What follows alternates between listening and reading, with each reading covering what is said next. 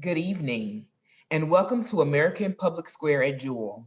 My name is Denisha Snell, and I'm the Program Manager for American Public Square and the roving reporter for this evening's program.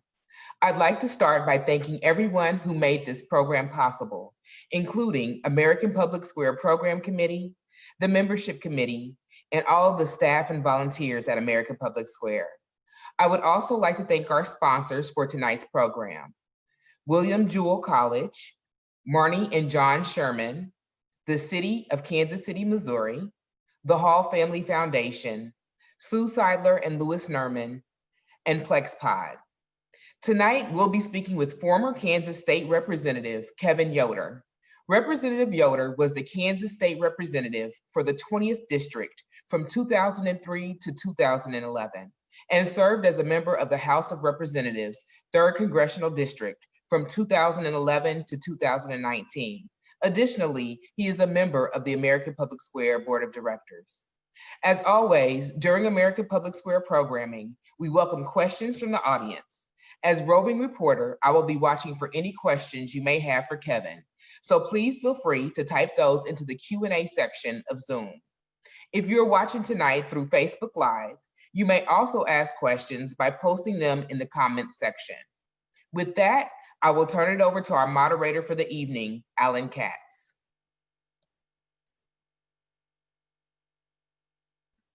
Good evening, Denisha, and let me introduce my co-moderator, Mike McShane. Mike is my co-host on our regular podcast called Both Sides. I come from the left, Mike comes from the right, in case anyone was wondering. But tonight we have a special treat that we're going to be talking with Kevin Yoder, who served as a member of Congress up until the end of 2018. And since that time has been working, and we've been fortunate enough to have him join our board at American Public Square. Just because he's on the board doesn't mean we aren't going to ask him tough questions. So let me start off by with the following. Kevin, you were a state rep, you were a member of Congress, you've been an active member of the Republican Party for the last 20 plus years. Where's your party going? Sometimes I wonder. It's a good question. It goes in a lot of different directions. You know, I think one thing's fascinating about the American political system, unlike a parliamentary system where you have multiple different parties representing different factions, we have to combine all those factions within two parties, two groupings. And that creates a lot of, I think, strange alliances and ever-changing alliances and trends. You know, fascinating to me has been to see how one party affects the other party's trends. And so you see how one party moves. For example, Republicans electing Donald Trump, how that's had a massive impact on where the Democratic Party goes. Just like the Democrats electing Barack Obama had a massive impact on directing where the Republican Party went. The Tea Party was formed in response to that, et cetera. So, you know, certainly a lot of people have felt, whether you're a Democrat or Republican, that the parties don't really capture who you are and what you believe in. I think most Americans feel like they don't really fully belong in either party. And so party politics is less of a thing than it was even when I started 20 years ago, or when our parents and grandparents were in politics. But, you know, my hope and dream is still the Republican Party stands for things like individual liberty, economic opportunity for everyone, entrepreneurship, innovation, you know, people having the chance to really do what they want to do and to realize their dreams. And really, you know, the first country in the world that's ever really stood for the principle that you can break the mold of who your parents were, who your grandparents were, and have the opportunity to be anything you want to be. Those are the principles that always attracted me to the Republican Party: the belief in free enterprise, idea that someone could take a concept and build it into a small business, and maybe build it into a big business, and hire lots of folks and create jobs and you know, chances for everyone to live. And so I hope that's where it's going. Obviously, it's hard to sometimes really feel those principles every day because of a lot of the political you know, rhetoric and static and volatility that's out there. But that's, to me, where I hope it's going. Where it actually goes, it's hard to tell. Certainly, President Trump's election 4 years ago made the party, I think, less about some of those ideals and more about a strong leader party, where the party more surrounds itself with adherence to where the party leader's going. That's, I think possibly temporary. And I think Trump's a little bit unique in that regard, and that whether the person gets reelected or whether he doesn't, at some point, the Republican Party will be looking for a new leader. And I would suspect that will have an impact on where it goes from there. Well, I'm just going to jump in for a second, then I'm going to let Mike go in. I was just going to say, it seems to me that not only is President Trump unique in terms of his capacity to affect the outcome of Republican primaries, but the question, and Mike, you might want to pick up on this, whether we have a new mold. In other words, Trump may have broken the old mold, but I watched, Tom Cotton and Rand Paul and a few others racing to sort of Josh Hawley, racing to be the new Donald Trump. So curious on your reaction to that, but Mike. I was actually going to ask a sort of similar question. In the history of sort of post-war conservatism was marked by this idea of the sort of fusionism, right? So you had the more libertarian wing that echoed much of what you were just saying about individual responsibility, liberty, free enterprise, all of those things. And then you had the kind of social conservative wing. And particularly when the enemy was communism, it was much easier for those two groups to come together. But, after the fall of the Berlin Wall and, that they sort of start to chafe against each other. And then we had this sort of temporary respite, I think, when we had after September 11th and others. And again, there were these sort of external forces that we say, look, we'll put these petty differences aside and we'll work together towards these. But it seems like that kind of 60, 70 year fusionism is pulling apart at this point, right? Like we have this one sort of wing developing of the Republican Party. I think Alan correctly identified folks like Tom Cotton and Josh Hawley. It's more nationalistic, it's more populism. And then you do have the more kind of traditional Republican side.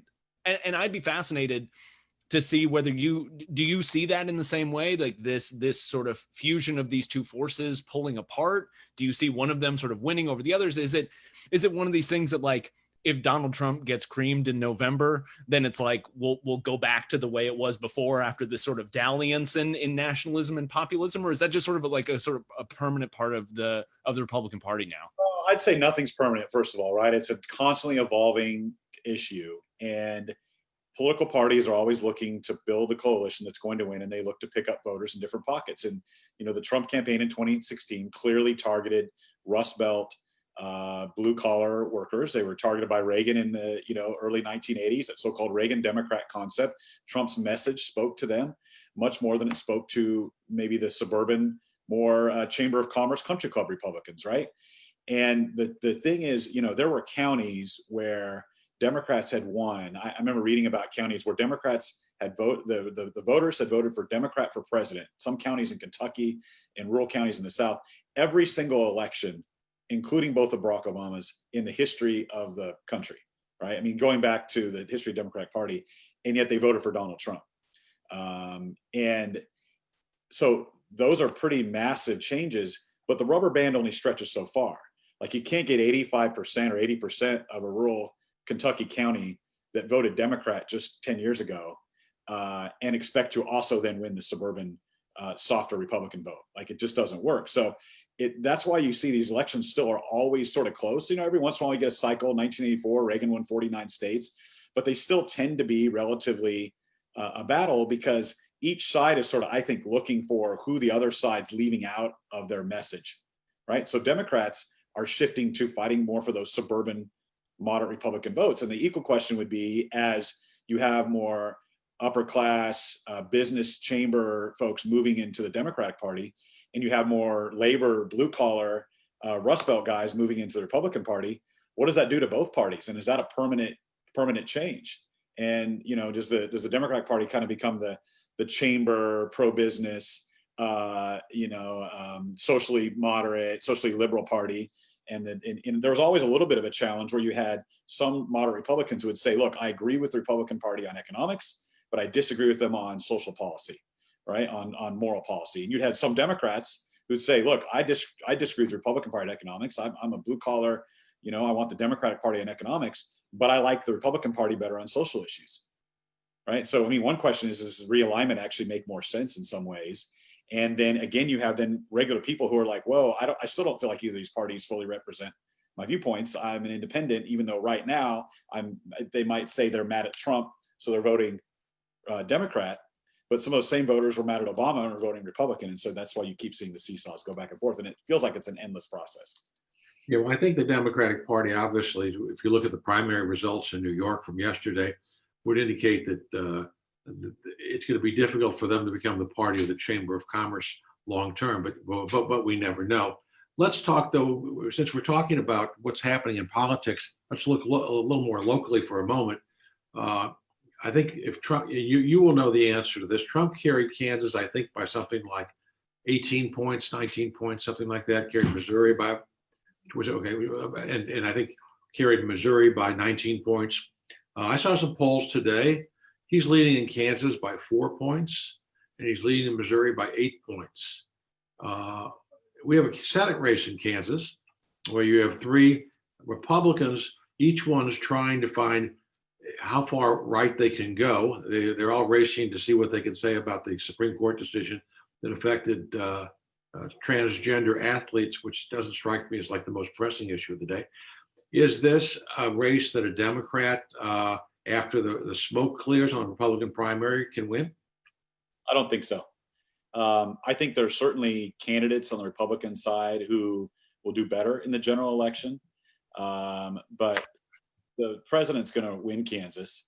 I think he'll win by a sizable margin. If the president doesn't win by a sizable margin, that means it's a massive landslide nationally. I mean, you're talking Reagan 84 kind of numbers, which, certainly there are probably folks out there who believe that's a possibility. There are also folks on the Republican side that actually think Trump has that potential as well to have that sort of massive win. Obviously, the polling today does not indicate, the national polling doesn't indicate that. But I think there's a lot of there's a lot of water to go under the bridge here still. And I think we've all seen how quickly the news cycles have changed and how, 4 or 5 months ago, earlier this year, we were obsessed with impeachment and other issues, which seem like so far in the rearview mirror, they don't even impact the election in November anymore, right? How could that happen? That was this year. So it's certainly possible that between June and November, that a lot can massively change in what the public is focused on. The virus probably is still an issue going into the election. The economy is an issue. I mean, you're looking at the numbers right now. Those are the things that the public's most concerned about. Economy is by far number one. I think the virus is number two, and a number of other issues that are there. So, I see this, of course, tightening, and I think Kansas. You can look at the Pat Roberts race from 6 years ago. Pat Roberts was down in the polls. There was a belief that Pat Roberts was going to have trouble, and he ended up winning by double digits in that race, if I recall. And so I think voters will come home. At the end of the day, Trump wins a state. He won it by 20 last time. I think he'll be close to that. I think he'll actually do better in the rural parts of the state, and he'll actually probably do a little bit worse in the suburban parts of the state. He lost my old district, the 3rd district, by a point in 2016. I would suspect he'll lose that by more than a point in 2020, but that he'll win rural counties even more than he won them in 2016, sort of making up the difference and further describing the change in party dynamics, where more suburban voters are moving away from Republicans, but more rural voters and others who they're even becoming even more Republican. So I'd say it's going to be close to where it was. And as it affects the Senate race, in 2016, there was not one state in the country that voted different for Senate and president on the ballot. So if it went Republican for Senate, it went Republican for president, and vice versa with the Democrats. So it's always possible if you have a narrow race, a 2 or 3 point race in some of these states, and we're going to have some of those, I'm sure, that you can have that split ticket. But I think if you're talking about Trump winning the state by double digits or more, I don't think there is enough spread for that to lead to voters who say, I'm voting for Donald Trump, but they say that they're going to vote, they want the Democrats to run the Senate and Chuck Schumer to be majority leader. I don't find that. And if anything, I have found some Republicans that don't like the president saying that they may not vote for the president, but they're absolutely going to vote Republican for Senate because they're terrified of the Democrats taking over all of government and what that would mean, and putting progressives in a chance to, as you're pointing out, Alan, the progressives are winning these primaries. If they win both houses of Congress and the presidency in November, they're going to demand their agenda move forward. It's not going to be a moderate agenda. It's going to be a progressive left-wing agenda. They're not going to stand for saying, well, we took over government, let's sit back idly by and let the blue dogs run the party now. No, they're going to say it was our energy and our momentum that took the party back. We're the activists in the streets. The blue dogs are not. And so, the moderates aren't going to run the party. And that means that I think there are a lot of moderate Republican voters who get that, and they should probably be pretty careful if they're voting against Trump to not give Democrats all the keys to government, because they may live to regret that. So we're talking about voting here. There's obviously been a lot of conversation as these primaries have taken place against the backdrop of the coronavirus, and we don't know what the November election is going to look like. And there is, I think, a pretty consistent perspective in the media that there have been efforts by Republicans to drive down voting turnout. Right now, look, as you know, Alan and I do this double act, so I feel it is my duty as holding down the right end of that double act to say, I always appreciate when my friends on the left talk about driving down political turnout, because at the local level, public sector unions and teacher unions have been moving elections off cycle for 40 years to get whatever they want. But that notwithstanding, some of the conversation that's out there about mail, voting by mail being, an invitation for fraud or any of those things, to me, and this is just my sort of personal editorializing, I mean, red states already do vote by, right? Like Utah votes by mail. It doesn't seem to me like it's that something that's that controversial, should be that difficult, especially given what's going on in the world right now. So I'd be interested just in sort of your thoughts about that. I mean, maybe specifically on questions of things like vote by mail. How are we going to do voting differently as part of the coronavirus? And how can we make sure that actually, we want people to vote. We want people to participate in that franchise, to have a stake in our government. So how do we balance the desire to have safe, secure elections with making sure that everybody's able to participate in it? Well, to the extent that it's real or perceived, I think it's a mistake for the Republican Party to be known as a party that's not supporting access to the polls, not pushing. I grew up always with the premise that we want as many people to vote as possible, that democracy is better carried out when there's robust participation. And we've all seen low turnout primaries and low turnout elections create results that don't reflect the consensus of the public.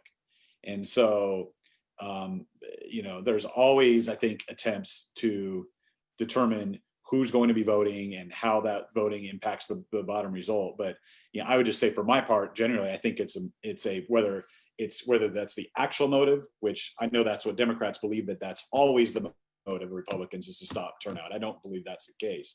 But whether that is the motive for some, or whether that's the perception, Republicans ought to clean up both, and they ought to do a better job of that. And I think, here in Kansas, we've had mail-in voting ever since I've been involved, and I don't think anyone ever really worried too much about it. I do have a little concern about the ballot harvesting that is happening in California, and in some states like in North Carolina, it's illegal, and they actually kicked a guy had to leave the ballot because of it. But in California, it was the key to picking up several states, and this is you're out actually having individuals fill these out. And I do think you have to be really careful about allowing parties to pick up and collect and do that with the ballots. I think the individuals, we used to have a thing, and parties do, where you'd ask people to sign up to get an advance ballot. That was part of our voter turnout mechanism. Democrats, Republicans both did it. You go door to door and you say, hey, would you sign up for an advance ballot? That's a great thing, right? We have polling here in Johnson County where you can vote in advance for 3 weeks at a time. I think all those are great things, but I do have concerns about, hey, would you fill this ballot out right now? I have it for you. You fill this out and I'll turn it in for you. That is a problem in my hand. And folks don't know, should sort of research ballot harvesting. I think it's a real problem. I wouldn't want that to come nationally or to Kansas. So, okay, let me jump in for a second. I've noticed we got a bunch of questions that are starting to pile up there. So, Denisha, I'm going to go to you and see what our listeners would like to ask our guest. Yes. So our first question is, how would you rate the president's leadership during the pandemic and the current Black Lives Matter protests? Well, I think it could be better on both accounts. I think that one of the challenges the president has had is empathy and the ability to not only speak to that empathy, but actually maybe even to have it and to understand the perspective that others are coming from. I think being a good leader means understanding many different vantage points. Because as a leader, you're getting, I used to serve in Congress, you would get so many different perspectives, sharing so many different ideas that all sounded really good, but yet, why did they disagree so much? You have to understand, where are people coming from? What lives have they led? What challenges have they faced? And understanding that allows you to be a better policymaker and drive better solutions. I think we all could do better at that. Folks that are elected office, I tried really hard. My experiences were always, I think, ones that probably surprised people, and that, I'm a farm kid that surprises people in Johnson County. I grew up on free and reduced lunch. My parents didn't pay for any of my college. I have student loans for all of that. And, my mother was a social worker. I would bet most people wouldn't expect those things. They would say, oh, he's a Republican, he's a conservative, he doesn't care about others. So, I think we can always do better, all of us, of learning and expressing and understanding, and having those experiences yourself help with that. So he's had a different set of experiences. And so I think it makes it a bigger challenge for him. But at a time when our country is so fractured, I think we all need leaders who are trying to bring us together. So I would think on that side of things that, there could be room for improvement. And I wish that, the president was stronger in those areas. But I've always felt that way. I think other areas the president's very strong. He's, decisive and strong on economic policy, strong on national policy, strong on military policy. There's lots of things I think the president does right, but those are areas where I think the president's fallen short, or at least differently than I would do things. Let me ask a question before we go to the next one from our listeners. You were in the Congress for I guess, was it 4 terms, right? 8 years, and you were in the state legislature. It seems to me that Congress just doesn't work anymore. I mean, Congress doesn't sort of seem to they seem to have allowed the executive branch to just sort of say, oh, we have a subpoena from you, we don't care. We've decided we're not going to send anyone down there to testify because we've just decided that. And the Congress in its own way is kind of like looks around, and there was a time when both parties, didn't matter on the party, both parties would sort of say, wait a minute, we're the Congress, we're a co-equal branch of government. Now it seems that it was sort of like we've lost that. Is that something that you've seen a change in, or was it like that way from the day you got there? My experience is that the folks that are serving in the House and Senate are, for the most part, almost, everybody I came across were sincere, hardworking people that wanted to try to do the right thing. These jobs are really tough. They're flying back and forth to DC. They've got many of them young families. Many of them, are trying to, balance their own books. They're trying to make massive, tough decisions. And the public's very unhappy generally with a lot of them. And so I think it's a difficult job for starters. I'd say one of the old, jokes is when you first get into Congress, you come in, and this is certainly my experience, you come in and you look around, you say, how did I get here? And then after your first term, you say, how did these other people get here? Right. So there is a little bit of a process with that. I think they're challenged by the pressure they receive from voters to hew to the extreme voices of politics. When I started in 2010, my predecessor, Dennis Moore, did not even, I don't believe, had a Facebook or a Twitter account. Someone might correct me on that, but social media wasn't a thing 10 years ago. Now, people get hammered on social media all day long, and those are voices. You want your elected officials to read that and respond to it, engage with it. Those are voices they hear. They hear a lot of negativity. The 24-hour news cycle is filled with pressure and negativity. And I was a subject of an entire show for one of the Fox News hosts a couple of years ago. I'm being criticized for positions I take. I also think that we all say, Alan, that we want Congress to do big things. We all say we want them to work together. We all say we want them to be bipartisan, except that we really don't want them to adopt any of the positions of the other side, right? take immigration, for example, right? That's a sticky one, but that's one that has to be solved, right? Everyone knows that. You've got DACA kids that are here without any sort of status. Their action is deferred, even under the best circumstance, under the Obama administration, their action was deferred to some time later. I've never met anybody who wants their action deferred, right? So that's not a great spot to be in. You have a lot of people very concerned about the security of the country, and people that come in and they're not properly, they don't have credentials. They don't have, they're not here legally. So you have those different sides. It seems to me there's a place for a grand bargain there, where Republicans would say we need to be more compassionate. We need to, give children of folks that came here no fault of their own a pathway to becoming legal citizen or legal resident at least. And that Democrats would say, look, we were all for border security until, Chuck Schumer voted for it. Most Democrats voted for it. Hillary Clinton voted for it until Trump became so much for it. And now it symbolizes racism to it. But let's take that out of it and just say, what can we do? There's a thing to do. You could have Democrats embrace security and Republicans embrace openness and immigration policy and have a grand bargain, except that none of the base Republican voters would ever vote for a candidate who said they were going to be light on people here illegally. And none of the Democrats would support a Democratic candidate today that said they supported border security. How do you when voters don't really want people to compromise? Okay, let me just interrupt you for a second there, only because you brought up the issue of immigration and the lack of any kind of a bipartisan consensus. If memory serves me right, in 2013, the Senate passed a bill with 60 some odd senators voting for it. And it's a bill that had it been brought to the floor of the House of Representatives, it would have passed.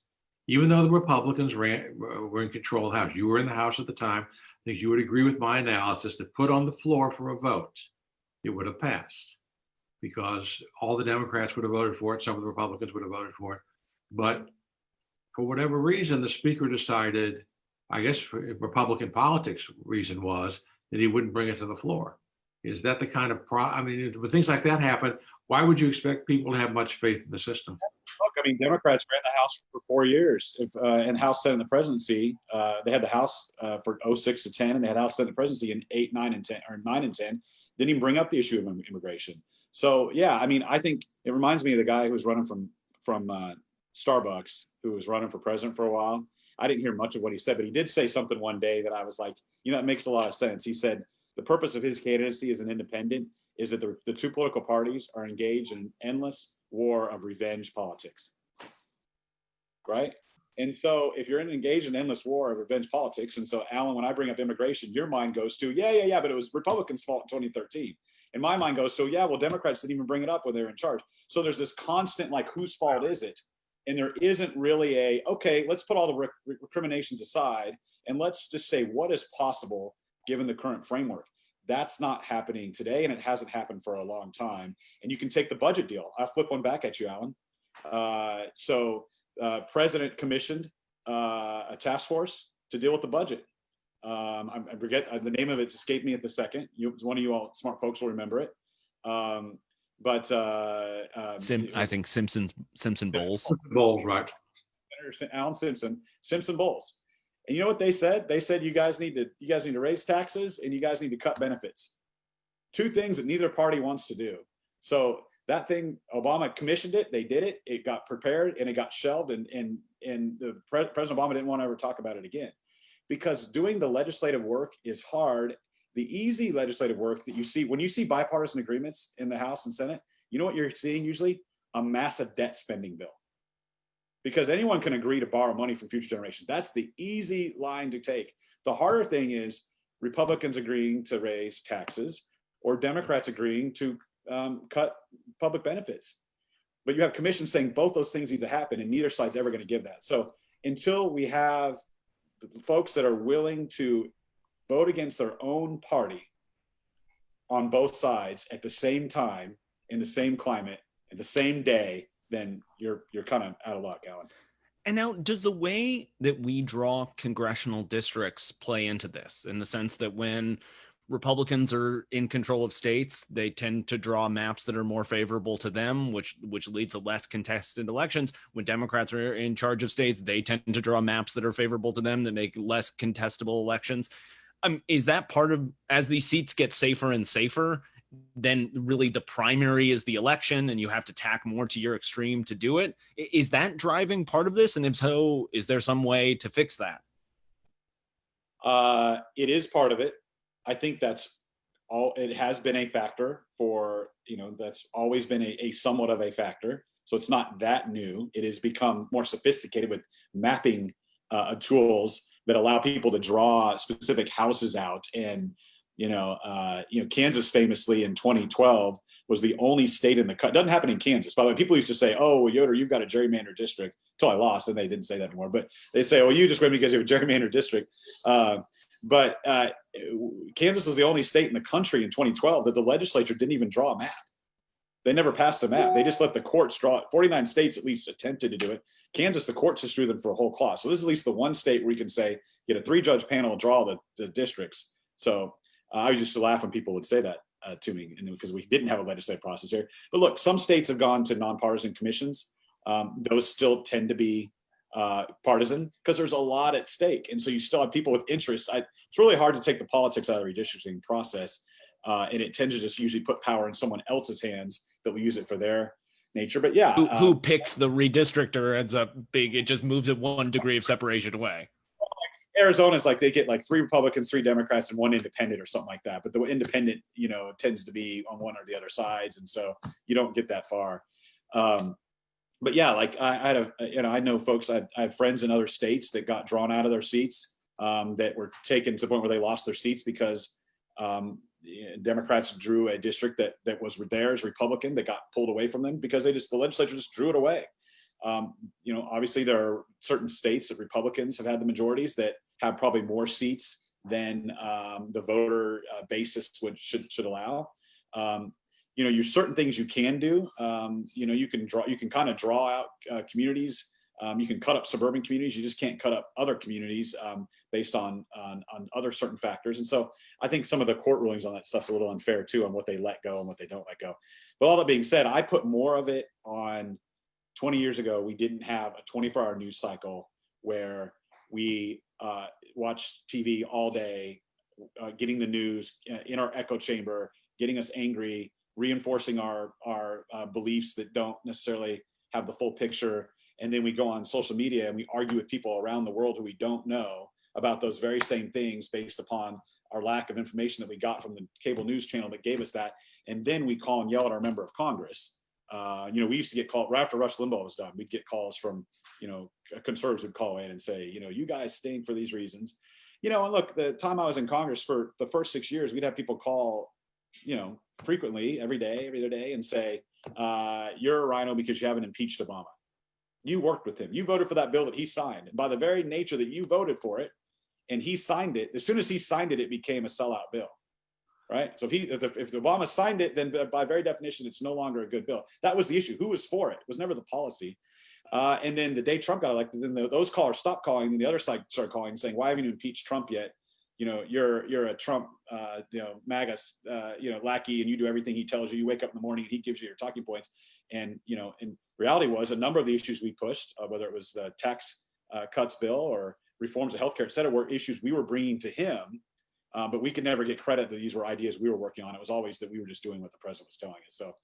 Okay, well, listen, let me see what Denisha, what kind of questions? I can see you got a bunch of them piling up there. So why don't you see what? We have a lot of questions. Okay, here's our next one. Economic theory and 70 years of data say that long-term GDP growth correlates to increase in working age population, native-born and immigrants, plus productivity growth. Politicians can't influence native-born population growth that was determined 20 years ago, but they seem intent on undermining the other two by our immigration and trade policies. Why are they doing this? Using those factors, JP Morgan estimates GDP growth for the decade of the 2020s at 0.5%. Yeah, I would say that, partly because I think both parties have played upon the misconceptions that when new immigrants come into the country, they are a detriment to the country, that they take jobs, that they immediately get on social welfare and pull tax dollars down. when the reality is we're a nation built on immigration and the renewal that comes from people around the world wanting the American dream and wanting to be part of that. The motive of somebody in Central America that wants to come to the United States is that they want a better life for their kids. They want them to have opportunities they don't have. Like, the motive is to come and work. So I've never been one who sees that as a negative. I do see it as a negative when we have people come into the country and violate our laws as the very first act coming into the country, right? So I think we ought to reform all those things, and we should have, legal processes, and those should be improved upon. But I don't believe that we should just say anyone who wants to come to the U.S., that the border doesn't matter, that you can just come in and you can live here and you can work here and everything, and we're not going to have a say on who comes in. I think the United States has a right to say, we want more H-1B skilled workers, or we want workers that have these attributes, or we're going to let in a certain amount of family visas. If your family's here, you can come in, but only a certain amount. I think that's part of being a sovereign nation. You get to decide that, and we can debate about what that is, but we're sort of in this thing whether you're like either for full-blown amnesty, or you're for shutting down the border, not letting anybody else in, where the reality is there's a smart policy in there that has high-skilled workers coming in, that come in and create jobs, that create wealth, that create opportunities for American workers. Those are good things, but yet I constantly would hear, and we're hearing today even, that, oh, well, those workers, those high-skilled workers are taking jobs of Americans, and therefore going to hurt the country, when the data just doesn't prove that. And head over to the Coffin Foundation and spend an afternoon, and I think you'll find a lot of data that shows that on base, those folks coming in create opportunity for Americans that are already here by creating small businesses and creating jobs and doing and working. There was part of that question though at the beginning, and I'm sorry, I felt like I was back in. I thought I was back in graduate school, getting all of those pieces, and I was like, it's my comprehensive exams again.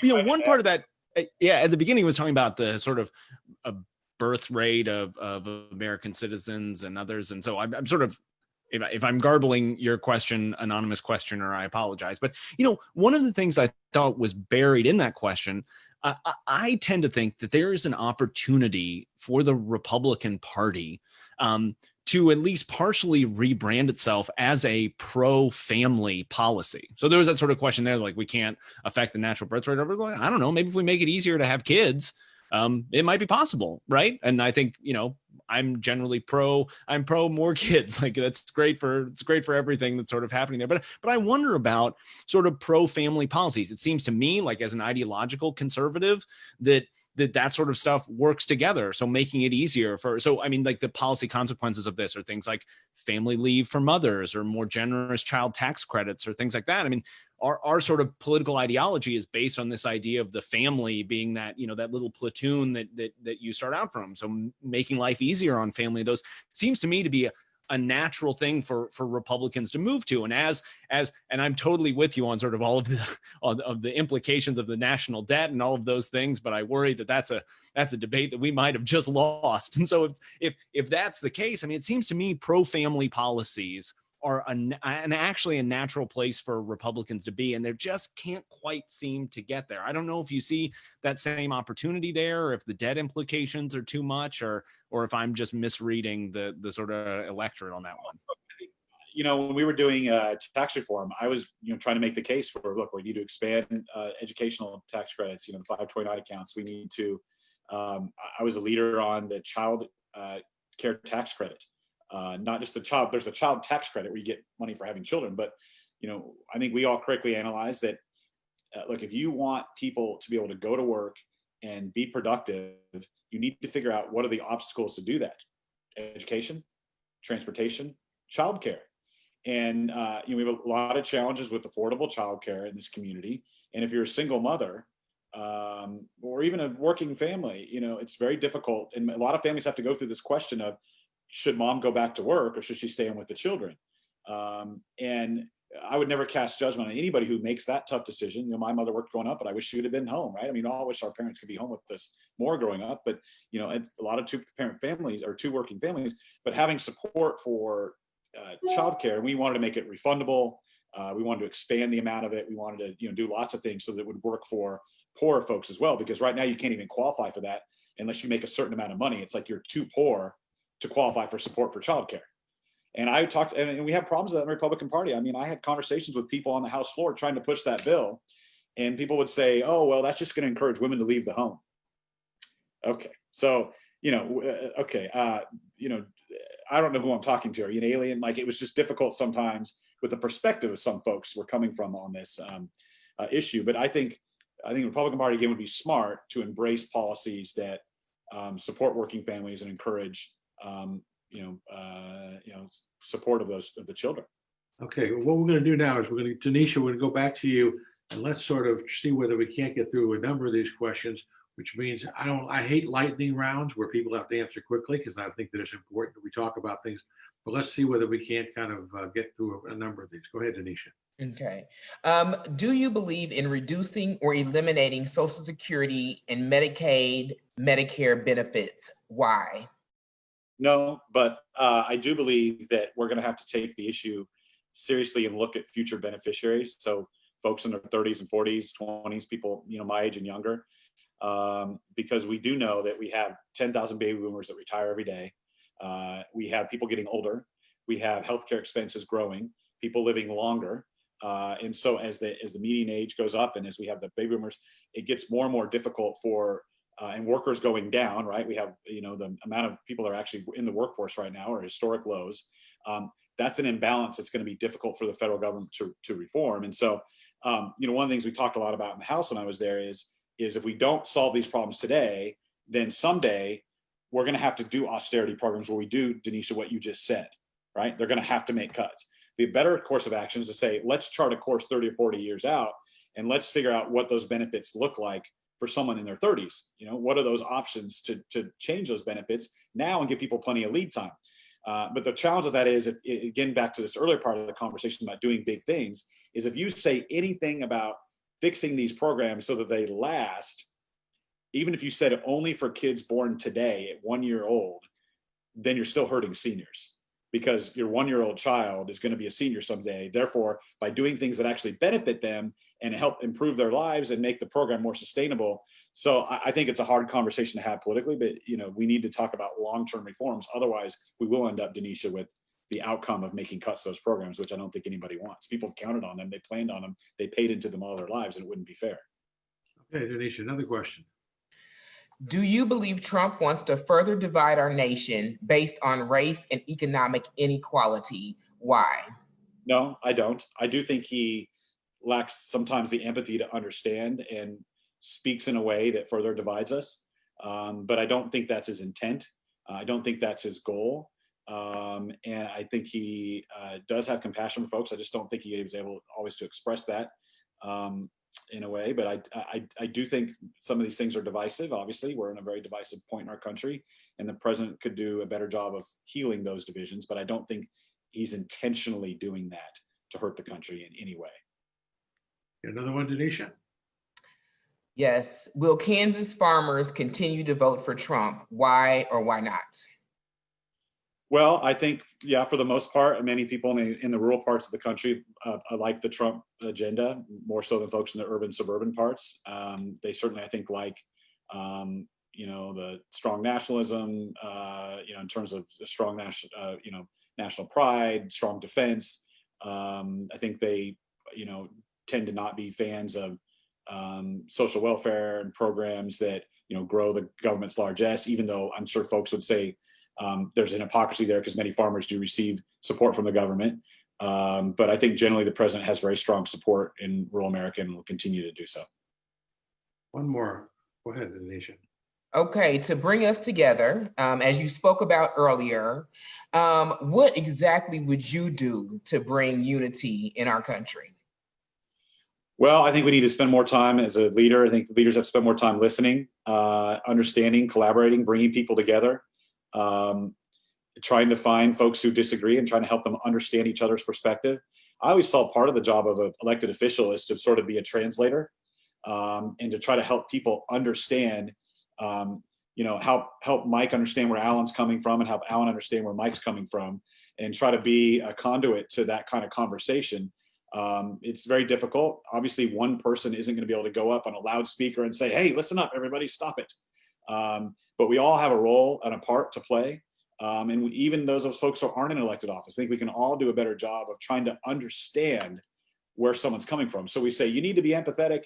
You need to, be more open-minded. But are we each carrying that out ourselves on a daily basis? Are we each being more tolerant?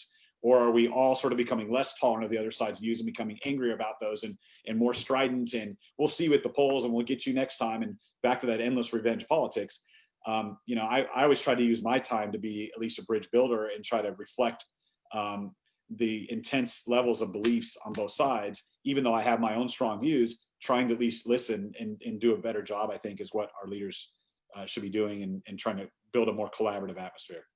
Okay, in the wake, Kevin, of the George Floyd murder that we all witnessed, and which we all have come to understand, tragically is not unique in our country, and with the demonstrations that we've seen throughout the country, with I think a focus on the issue of race and the sort of the institutional racism that sort of goes on every day, where, as I would put it, people of goodwill sort of just don't notice it if they're white because they're white. Okay, is there a capacity within a party that has not? I mean, George W. Bush got 42%, I think, of the Hispanic vote in 2004, and since that time, the results for Republican candidates have been very, very poor among people of color. Is there a capacity to take what you just said, which is pulling together, particularly as the country is looking at what I think is, I think we have this opportunity that we haven't seen perhaps since the 60s, of people kind of waking up to conditions that they were blissfully unaware of until something happened? Yeah, I mean, certainly we've been through similar trials in American history. You mentioned some of them. I remember we walked at the 50th anniversary of the Selma March. We walked with John Lewis, who was a friend of mine in Congress. And we walked the Edmund Pettus Bridge together, and he told stories about it, what it was like. And it seemed like such a distant, far away place, yet in many ways we're still there. And so I think this is one of those historical moments where there's a lot of reckoning going on. Things have been building up for a long time, and there's a lot of need for better solutions than what we have, and that's going to require a lot of thought, and it's going to probably have to happen sort of after folks begin to feel like they've had their voices heard. I mean, part of the reason I think you're seeing a lot of the outcry and a lot of the protests is people don't feel like anyone's paying attention. And the George Floyd murder so accurately symbolized what people felt like figuratively for a long time, both literally and figuratively, that someone's knee is on their throat and no one's paying attention. And the fact that someone could sit there for 9 minutes with his hands in his pockets, seeming pretty cavalier about the life of a person, to, I think, many people spoke to exactly what they have felt the country has related to them or existed like for a long time. And so my hope and prayer is that out of this comes a better understanding, better policies, and a deeper concern and a deeper understanding of some of the institutional challenges that people of color in this country have faced for a long time. So as we look forward to the 2020 elections, I'd love for you to put your pundit hat on. What do you think is going to happen? House, Senate, White House, where do you think it's going? Well, it's an interesting question. I remember, in 2008, Democrats had reached the mountaintop in terms of politics. They had won the House. They had 240 votes in the House. They'd won the Senate. They had 60 votes. They had a filibuster-proof majority in the Senate. Republicans I don't think have ever had 60 votes in the Senate. You'd have to go back pretty far to, way before our lifetimes. I think before Republicans had 60 votes in the Senate. So Democrats had a filibuster-proof majority. They had a Democratic president. And they rolled in and said, we've got a mandate. Look, our mandate is to do exactly what the public told us. They gave us all this power, right? Of course, 2 years later, I was elected, 80-some new Republicans came to Congress. It was one of the bigger landslides in American history, and Republicans took over the House. I remember sitting in meeting after meeting with Republicans saying that they put us there to be a check on this administration. We need to be tough. And by the way, Obama's gone in 2012. And the amount of people going to the polls that day in 2012, the Republicans thought that Mitt Romney was going to beat Obama for sure in that election. What turned out happening is, Democrats picked up a few seats. They got a few seats back in the House. They kept the Senate and they kept the presidency. And everything stayed exactly the way it was in 10, in 12, and in 14. The Republicans finally won, the Senate, and in 16 they won the presidency. The same thing replicated itself, right? We had the House, the Senate, the presidency. We didn't have 60 votes, but we had a lot of power. We came in, we did the tax cuts bill. We tried to do healthcare reform. Public got frustrated that one party was in charge. They put the Democrats in charge of the House. Now that brings us to 2020. It would not surprise me if that same thing played itself out again, where Democrats go to the polls saying there's no way Donald Trump can get reelected. We're going to win the House, Senate, the presidency, and things stay about exactly the way they are come the election. That'd probably be my best guess. Which that's the divided government that this country has always wanted. And by the way, if that doesn't happen and Democrats were to win the presidency, which certainly the polls move that way right now, as I talked about that earlier, there's a lot of ground to cover still, a lot of time between now and then, and they were to win the House, Senate, the presidency. I mean, you can expect 2022 to be a massive Republican wave. It'll just happen, and Democrats will be in denial in 21, and they'll say, no, we voted out Trump, and everyone's going to remember Trump. They won't do it. They won't do it again. We need to push our agenda. We need to be as progressive and liberal as possible. We need to do all these reforms, and then the swing voters who watch all that are going to go, this is too much. It's too much on the left. And they'll vote back in a Republican House in 22. Republican Democrat governors will be in massive jeopardy. Laura Kelly will be in a lot of jeopardy. So I just say for folks on here that are rooting for that occasion, just remember that in 22, it will swing back the other way again. It's interesting you say that, Kevin. My analysis is a little different than yours, but I'm often wrong, and therefore I'm always in doubt. But I do think this. I think that you didn't make an interesting point about the Romney presidency. Everyone talks about 2016, about how everyone thought that Hillary was going to win, which is true. Democrats and Republicans thought Hillary was going to win. The only difference was in 2012, all the Republicans I talked to were convinced that Romney was going to win. They talk about all the corporate jets that had flown into Boston for the victory party that night. So, and meanwhile, the Democrats were absolutely comfortable. The Obama campaign was very, very comfortable that they were going to win the election.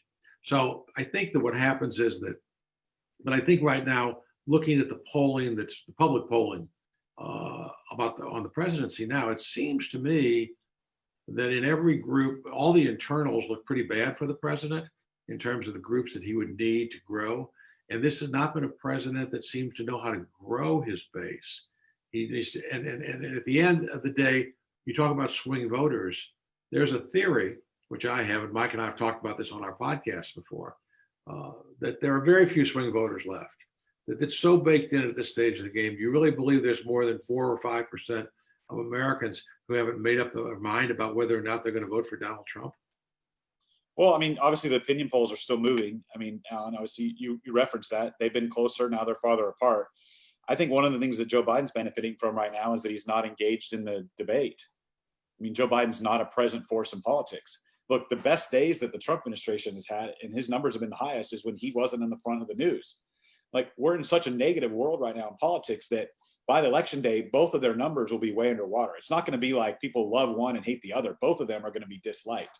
That's the current thing. And it's going to be people voting and saying, well, I like my guy a little bit less than I hate the other guy, right? I dislike my guy a little bit less. I mean, you can see the numbers for Biden. There's not a lot of enthusiasm within the party. It's an anti-Trump vote. So I get all of that in terms of there's not a lot of wiggle room there. But at the same time, I think Republicans are hoping that when Joe Biden actually has to, get up on a stage and get out and actually defend his positions, that he may not rise to that occasion. The public may say at that point, well, I'm sure I want to put the country in the hands of somebody who's not ready to lead. They might have concerns about his age, fair or unfair. And so I think that's where Republicans are believing this will end up, when Joe Biden actually has to come out and stand up for things and answer tough questions. It might change a little bit. We laughed when we did this with Jeff Rowe a couple weeks ago. I was saying the Donald Trump, Joe Biden debates are just like punishment for America. It's like, oh my God, it's gonna be, oh man, that's gonna be miserable to watch. But that point that you made there, and I think is we have to borrow a term from Alan, as we might have to bring this in for a landing here relatively shortly. Consistently having to vote for people that are underwater. This would be like the second election, and I know there have been some before. I don't know those numbers off the top of my head. Like, at some point, is there a kind of corrosive effect on our democracy of continuously having to vote for people where we have to hold our nose and say, this person is just less bad than the other one? Like, at some point, is that just unsustainable? Well, it's certainly affecting the country's mood, its culture, its tenor. It's impacting all these issues we've talked about. I still think as long as the public is fixated on the negative side of politics, the politics is going to be negative in Washington as well. It's a chicken or egg issue, but I don't see, in my opinion, I don't see that our leaders are driving this. I see the format in which the public is debating and discussing ideas driving this. Go on Twitter. It's not positive. Does anybody have a positive experience on Twitter? It's not positive.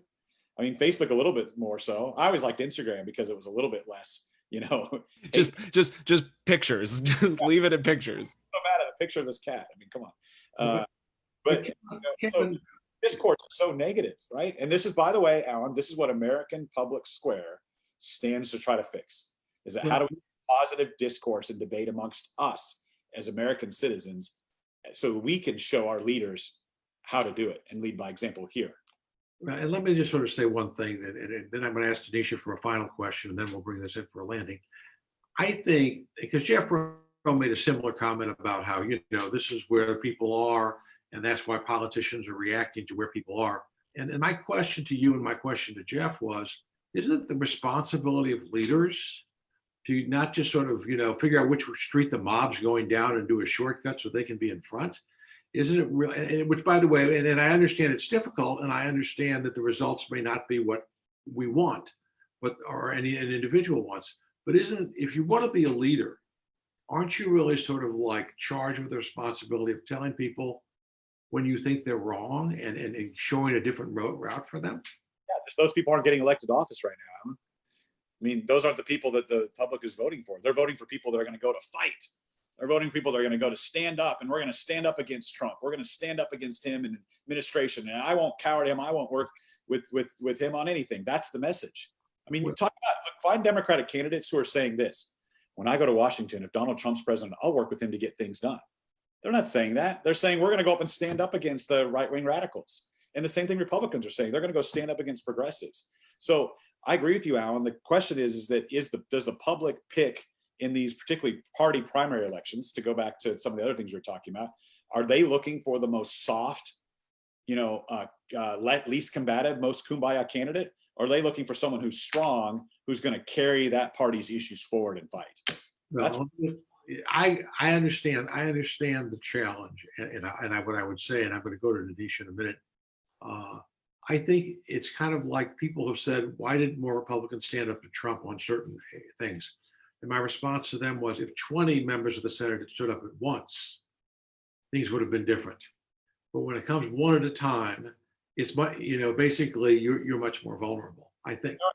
Alan, you're right. They're a collective action.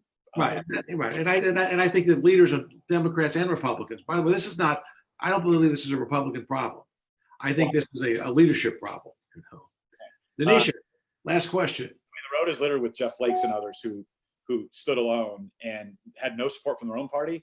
And by the way, it's not as if then the Democrats said, hey, let's all go vote for Jeff Flake because he stood up to the president. They all go, ooh, let's get him out. He's vulnerable.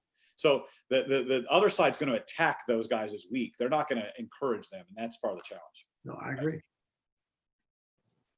So lots of good questions tonight. Unfortunately, we won't be able to get to all of them, but let's go with this one last.